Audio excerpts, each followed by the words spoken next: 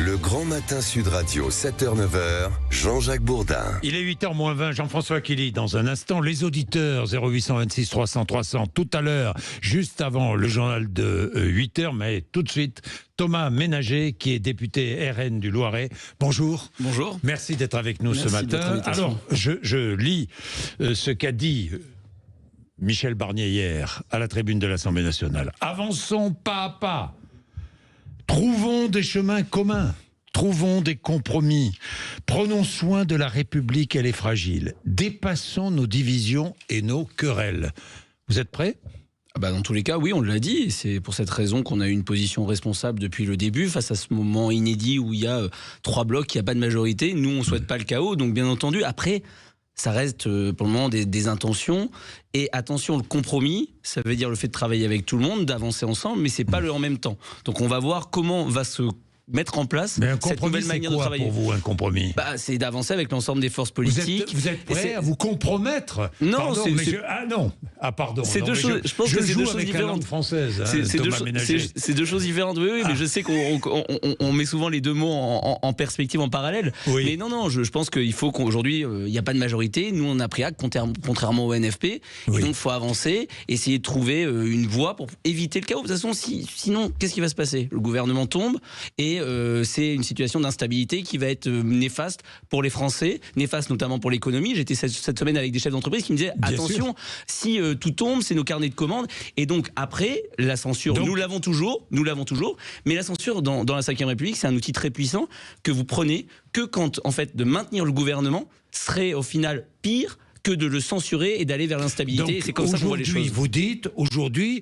nous n'utiliserons pas la censure. On l'utilisera peut-être au moment du budget, au moment du passage à la budget, c'est la semaine prochaine. Pardon, oui, non, mais c'est le début. Commence à discuter la semaine prochaine. Oui, mais après, on va voir comment se passe. Au moment du budget, c'est-à-dire qu'avant 2 mois, vous utilisez la censure. Mais on verra comment ça se passe au moment du budget. Si le budget est à l'opposé, aujourd'hui, dans les tirés à part, les premières intentions du budget qu'on avait, il y a une augmentation du budget de l'UE, de l'Union européenne. Si ça va dans ce sens-là, c'est sûr qu'on va peut-être avoir des petits problèmes et des petites frictions. Une augmentation du budget consacré à l'Union européenne, là vous votez la censure. Ça peut être un des éléments, vous savez, on ne peut pas dire c'est sur ce point-là précis.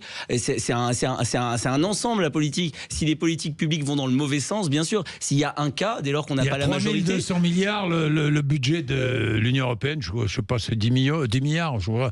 C'est une trentaine de milliards, ça dépend de ce qui sera mis. Plusieurs milliards, enfin bon. Non, on est contributeur. Non, on est contributeur. Jean-Jacques Bourdin, on est contributeur net de 9-10 milliards chaque année. Et vous savez, mais non, c'est pas dérisoire. Quand au moment des élections européennes, il y a un message très clair, c'est stop le fédéralisme, stop l'avancée vers cette Union européenne qui nous impose un certain nombre d'éléments. Et c'est aussi ça qu'on pourrait avoir des problèmes avec M. Barnier, c'est qu'il dit le pacte des migrations, c'est une bonne chose au niveau européen, c'est ce qui nous impose d'accueillir des migrants, c'est ce qui nous impose de payer 20 000 € si on refuse un migrant sur notre sol. Ça pourrait être un élément. Mais aujourd'hui, au moment des élections européennes, Jordan Bardella était très largement en tête, les fédéralistes ont été totalement balayés, il faut aussi qu'ils l'entendent. Thomas Ménager, est-ce qu'il vous a un peu coupé l'herbe sous le pied, à vous et à l'opposition de gauche, hier ? Je sais pas, avec ce ton très particulier qui est le sien, avec cet humour corrosif, savoyard, cassant, oui, beaucoup d'humour hier, d'humour. Mais je veux dire, on va pas vous dire que le style, cet appel pour les Français, pour la bonne marche du pays, cet appel au compromis, cet appel à travailler ensemble. Il vous a demandé de travailler avec lui. Et nous allons. Vous êtes prêt à travailler avec lui ? On est prêt à travailler de toute façon avec le gouvernement. C'est le rôle de l'opposition. L'opposition, je vous l'avais dit la dernière fois que j'étais venu, elle n'est pas là juste pour gueuler comme le fait le NFP et d'attendre le prochain coup en essayant de se faire élire. Elle est là pour obtenir des victoires pour les Français et d'essayer que la situation s'améliore. Et après, sur le style, parce que souvent on nous fait commenter le style ces derniers jours, bien entendu, on préfère le style de Michel Barnier qui nous crache pas à la figure, qui est respectueux et qui veut avancer avec tous les groupes politiques, d'un Gabriel Attal qui faisait des envolées à la tribune pour nous cracher à la figure et ne régler aucun problème pour les Français. Donc, bosser avec lui, vous dites oui. Mais bosser avec tous les Français, avec tous les membres du gouvernement, mais oui ou non, est-ce que vous êtes prêt à travailler sur des textes communs? Il vous a même dit, si vous faites des propositions de loi, je suis prêt à les reprendre. Nous allons le voir, parce que le 31 octobre, il y a la niche. Il a donné un certain la niche parlementaire. Il y aura peut-être un désaccord sur les retraites, mais sur un certain nombre d'éléments. Sur les retraites, je voulais vous poser une question, parce que hier, sur les retraites, il a été clair. Il a dit, moi je suis tout à fait d'accord pour qu'on rediscute, pour qu'on reprenne plusieurs points de la réforme des retraites. Ou pas? Tout ce qui peut être comme une amélioration avec les partenaires sociaux sur la question de la pénibilité, sur la question des femmes qui ont pris beaucoup plus cher que les hommes dans la situation. L'abrogation de la réforme des retraites. Oui, je porterai en plus pour le groupe Rassemblement national dans notre niche parlementaire l'abrogation de cette réforme qui est une réforme injuste. Après, si en parallèle il y a un autre travail qui se fait qui permet d'avoir des améliorations, nous les soutiendrons. Nous n'allons pas être pour. Les Français ne peuvent pas comprendre. D'un côté, vous dites nous allons porter l'abrogation de la réforme des retraites, et de l'autre, s'il y a des améliorations, on est d'accord, on est prêt. Moi, je comprends pas. Vous savez, la politique, moi, je me mets à la place des Français, je comprends pas. Non, c'est pas tout blanc ou tout noir. Il y a un chemin entre les deux. C'est-à-dire que nous voulons l'abrogation. Si nous n'avons pas de majorité, si la gauche et sectaire ne votent pas l'abrogation pure et simple, c'est-à-dire que vous êtes prêt à faire tomber le gouvernement Barnier sur la réforme des retraites. Non, ce ne sera pas un élément, mais je vous dis pas non, puisque vous dites si la gauche vote avec nous, il y aura censure. Mais c'est deux choses différentes. Il y a l'abrogation de la réforme des retraites. Nous avons aujourd'hui une majorité qui n'est pas celle de M. Barnier, mais qui est une majorité qui va du NFP à nous, qui proposons l'abrogation. L'extrême droite, une alliance, vous avez une majorité, oui. Mais c'est même pas que ça. Il y a un certain nombre de membres macronistes qui avaient dit que cette réforme était injuste. Il y avait un certain nombre de personnes de l'IOT. Je vous pose franchement la question. Vous n'êtes pas clair.